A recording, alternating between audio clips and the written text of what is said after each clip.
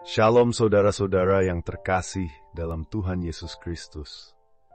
Semoga dalam keadaan yang baik dan penuh sukacita, meski kita tahu bahwa hidup ini tak selalu mudah. Di dunia yang penuh tantangan ini, kadang kita merasa cemas atau khawatir tentang masa depan kita. Tapi hari ini saya ingin mengajak saudara semua untuk merenungkan satu hal yang penting, yaitu Tuhan memiliki rencana yang indah untuk hidup kita, dan itu adalah rencana penuh harapan. Jika saudara merasa ragu atau lelah dengan perjalanan hidup ini, renungan hari ini akan mengingatkan kita bahwa setiap langkah kita dipimpin oleh tangan Tuhan yang penuh kasih. Rencana Tuhan mungkin tak selalu tampak jelas pada saat tertentu, tetapi percayalah, Dia tahu yang terbaik bagi kita. Tema renungan kita hari ini adalah rencana indah Tuhan di hidupku. Dan saya percaya, melalui firman Tuhan ini, kita semua akan dikuatkan. Sebelum kita memulai, mari kita menyiapkan hati dan pikiran kita untuk merenungkan firman Tuhan ini dengan penuh pengharapan dan keyakinan.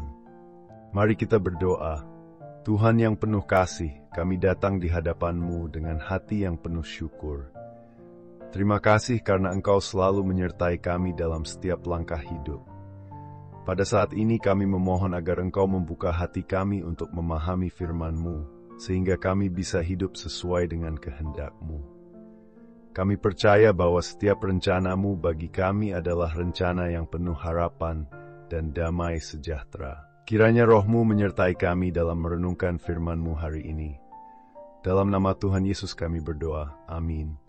Saudara, mari kita buka Alkitab kita bersama di dalam Injil Yeremia 29 ayat 11 yang berbunyi, "Sebab aku ini mengetahui rancangan-rancangan apa yang ada padaku mengenai kamu.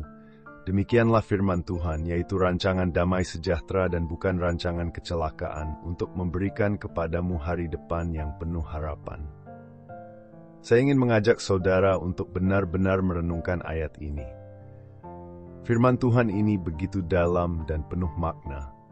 Dalam hidup ini, kita seringkali merasa terjebak dalam kebingungan, menghadapi masalah yang sepertinya tak ada jalan keluarnya, atau bahkan merasa ragu dengan masa depan.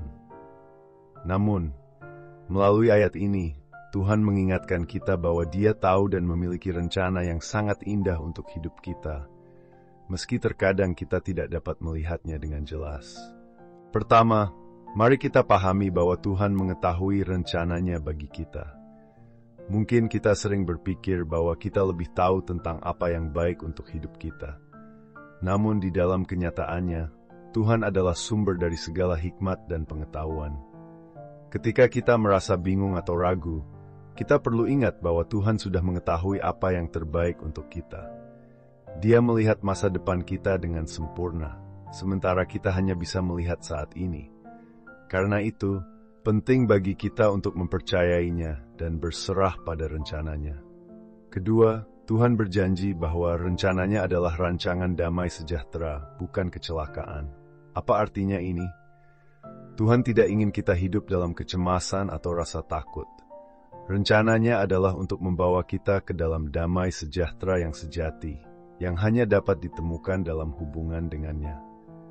Kadang-kadang kita berpikir bahwa hidup yang damai berarti hidup tanpa masalah, tanpa tantangan. Namun, damai sejahtera yang diberikan Tuhan adalah kedamaian yang tidak tergantung pada keadaan luar, tetapi datang dari kedekatan kita dengan Tuhan. Bahkan di tengah masalah, kita bisa merasakan damai yang melampaui segala akal manusia. Ketiga, Tuhan memberikan kita hari depan yang penuh harapan. Ini adalah bagian yang sangat indah dari janji Tuhan kepada kita. Meskipun kita mungkin merasa terpuruk atau terjebak dalam situasi yang sulit, Tuhan selalu menyiapkan hari depan yang lebih baik bagi kita. Mungkin hari ini kita sedang berjuang, tetapi Tuhan berjanji bahwa masa depan kita penuh dengan harapan. Ini bukan harapan kosong, tetapi harapan yang bersumber dari Tuhan yang setia. Ketika kita merasa tidak tahu arah hidup kita, ingatlah bahwa Tuhan sudah menyiapkan jalan yang penuh dengan berkat dan harapan bagi kita. Saudara-saudara yang terkasih, bagaimana kita bisa mengaplikasikan janji Tuhan ini dalam kehidupan sehari-hari? saya ingin berbagi dengan saudara sebuah ilustrasi yang mungkin bisa membantu kita untuk lebih memahami cara menerapkan ayat ini dalam hidup kita. Saudara, mari kita bayangkan seorang pengrajin yang sedang membuat sebuah patung dari batu yang keras. Pada awalnya, batu tersebut tampak kasar, tidak berbentuk, dan penuh dengan retakan. Namun, sang pengrajin tidak menyerah. Dengan ketelitian dan kesabaran, ia mulai memahat dan mengasah batu tersebut, menghilangkan bagian-bagian yang tidak dibutuhkan. Setiap pukulan palu dan goresan pahat tampaknya menyakitkan bagi batu itu, tetapi pengrajin tahu bahwa setiap langkahnya membawa batu tersebut lebih dekat kepada bentuk yang indah. Begitu juga dengan hidup kita. Terkadang kita merasa seperti batu kasar yang penuh dengan tantangan, masalah, dan kegagalan. Kita merasa seperti Tuhan sedang memahat hidup kita dengan keras, tetapi percayalah, Tuhan adalah sang pengrajin yang penuh kasih. Dia tahu betul apa yang dia lakukan. Setiap kesulitan, setiap tantangan, bahkan setiap luka yang kita alami adalah bagian dari prosesnya untuk membentuk kita menjadi pribadi yang indah dan berkenan di hadapannya. Meskipun kita tidak selalu mengerti prosesnya, kita dapat yakin bahwa Tuhan sedang bekerja dalam hidup kita untuk menghasilkan sesuatu yang luar biasa dan penuh harapan di masa depan. Lalu bagaimana kita bisa menghadapi kehidupan sehari-hari dengan keyakinan ini? Berikut adalah 3 hal untuk membantu kita. Pertama, percayalah pada rencana Tuhan. Ketika kita merasa cemas atau khawatir tentang masa depan, ingatlah bahwa Tuhan memiliki rencana yang lebih besar dan lebih baik dari yang bisa kita pikirkan. Jangan terburu-buru membuat keputusan besar berdasarkan ketakutan atau kecemasan. Percayakan hidup kita pada Tuhan dan tunggulah dengan sabar untuk melihat bagaimana Dia bekerja dalam kehidupan kita. Kedua, jangan menyerah dalam kesulitan. Setiap kita pasti menghadapi tantangan dalam hidup ini, tetapi itu bukan akhir dari segalanya. Ketika kita merasa lelah atau putus asa, ingatlah bahwa Tuhan tidak pernah meninggalkan kita. Bahkan dalam kesulitan, Tuhan sedang menyiapkan sesuatu yang lebih baik bagi kita. Jangan biarkan masalah menghentikan kita untuk terus maju dalam iman. Ketiga, berdoa dan berserah. Kadang kita ingin mengontrol segala sesuatu dalam hidup kita, tetapi pada akhirnya kita harus menyerahkan segala sesuatu kepada Tuhan. Berdoalah dan serahkan rencana hidup kita kepadanya.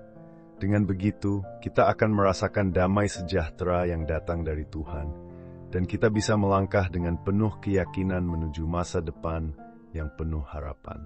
Mari kita tutup renungan kita dengan doa. Tuhan Yesus, terima kasih atas firman-Mu yang penuh penghiburan dan harapan ini. Kami bersyukur karena Engkau memiliki rencana yang indah bagi hidup kami. Kami berdoa agar Engkau terus membimbing kami melalui setiap tantangan hidup ini, dan mengingatkan kami untuk selalu percaya pada rencana-Mu yang sempurna. Kami menyerahkan masa depan kami ke dalam tangan-Mu, Tuhan. Kiranya nama-Mu dimuliakan melalui hidup kami. Dalam nama Tuhan Yesus kami berdoa. Amin. Mari kita lanjutkan dengan doa Bapa kami. Bapa kami yang di surga, dimuliakanlah nama-Mu, datanglah kerajaan-Mu, jadilah kehendak-Mu di bumi seperti di surga. Berikanlah kami pada hari ini makanan kami yang secukupnya, dan ampunilah kami akan kesalahan kami, seperti kami juga mengampuni orang yang bersalah kepada kami. Dan janganlah membawa kami ke dalam pencobaan, tetapi lepaskanlah kami daripada yang jahat. Amin. Saudara-saudara, renungan kita hari ini mengingatkan kita bahwa Tuhan memiliki rencana yang indah dan penuh harapan bagi hidup kita. Mungkin hidup ini tidak selalu mudah, tetapi Tuhan sedang bekerja dalam setiap detik kehidupan kita. Mari kita terus percayakan hidup kita pada Tuhan dan menantikan hari depan yang penuh berkat.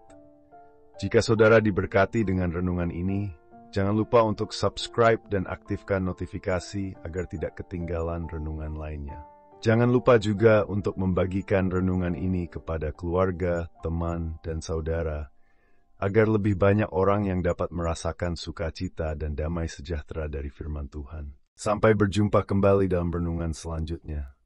Tuhan Yesus memberkati.